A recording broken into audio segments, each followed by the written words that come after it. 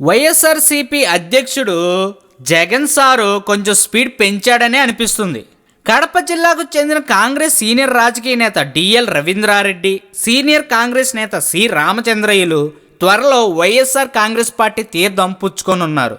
Party అధినేత YS Jaganmohan Reddy సమక్షంలో ఈ ఇద్దరు సీనియర్లు వైసీపీలో చేరనున్నారు. గతంలో ఉన్న అప్పటి రాజకీయ నేపథ్యంలో 2011 కడప ఉప ఎన్నికల సందర్భంగా వైఎస్ కుటుంబం జగన్పై డిఎల్ తీవ్రస్థాయిలో ధ్వజమెత్తారు.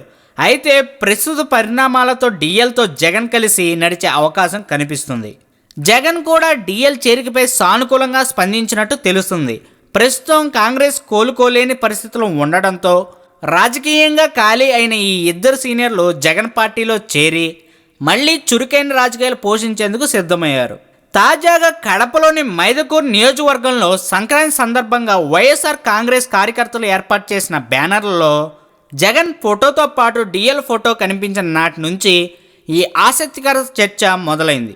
ఎట్టకేలకు తాజా పరిణామాలతో డిఎల్ జగన్ పార్టీ చేరటం ఖాయమని తెలుస్తుంది. త్వరలో జరిగే ఎమ్మెల్సీ ఎన్నికల్లో, స్థానిక సంస్థల ప్రతినిధుల ఎన్నికల్లో వైఎస్ వివేకానందరెడ్డి బరిలోకి దిగుతున్న వేళ ఇప్పటికే ఆయన డిఎల్ను కలిసి తనకు మద్దతు ఇచ్చి గెలిపించాలని కోరారు. దీనికి ఆయన సానుకూలంగా స్పందించారు. దీంతో అతి కొద్ది రోజుల్లోనే డిఎల్ తన రాజకీయ పునఃప్రవేశం జరగనున్నట్టు స్పష్టమవుతుంది.